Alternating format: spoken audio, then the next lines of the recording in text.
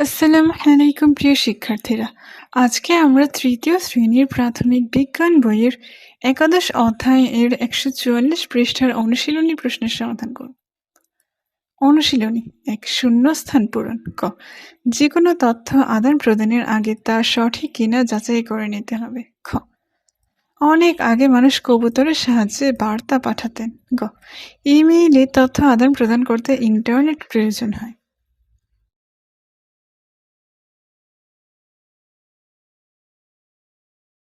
সঠিক উত্তরে টিক চিহ্ন দিই। ১ কোন মাধ্যমের সাহায্যে আমরা তথ্যের আদান প্রদান করতে পারি?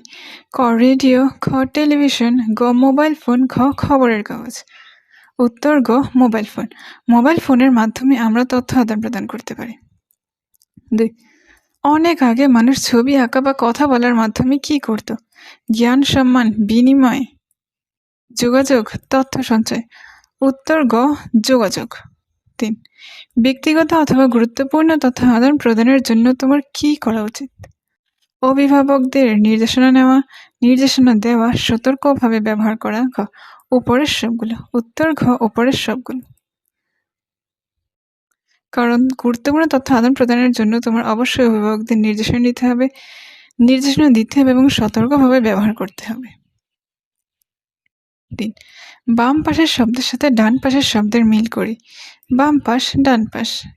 তথ্য আদান প্রদান, ইমেইল, কম্পিউটার, বুদ্ধিমান যন্ত্র, কলম, শিক্ষা প্রযুক্তি, প্লেন, যাতায়াত প্রযুক্তি। ৪ সংক্ষিপ্ত প্রশ্ন। প্রশ্ন ক প্রবাসী ব্যক্তির সাথে যোগাযোগ করতে আমরা কি প্রযুক্তি ব্যবহার করি? উত্তর প্রবাসী ব্যক্তির সাথে যোগাযোগ করতে আমরা টেলিফোন অথবা মোবাইল ফোন ব্যবহার করি। তাছাড়া ইন্টারনেট ব্যবহার করে ইমেইলের মাধ্যমে আমরা যোগাযোগ করতে পারি। প্রশ্ন খ তথ্য জানা আমাদের প্রয়োজন কেন? তথ্য জানার মাধ্যমে আমরা নতুন কিছু শিখতে পারি, সিদ্ধান্ত গ্রহণ করতে পারি। তাই সঠিক সিদ্ধান্ত নেওয়ার জন্য তথ্য জানা অতি প্রয়োজন। প্রশ্ন গ দুটি আধুনিক ও দুটি প্রাচীন প্রযুক্তির নাম লিখি।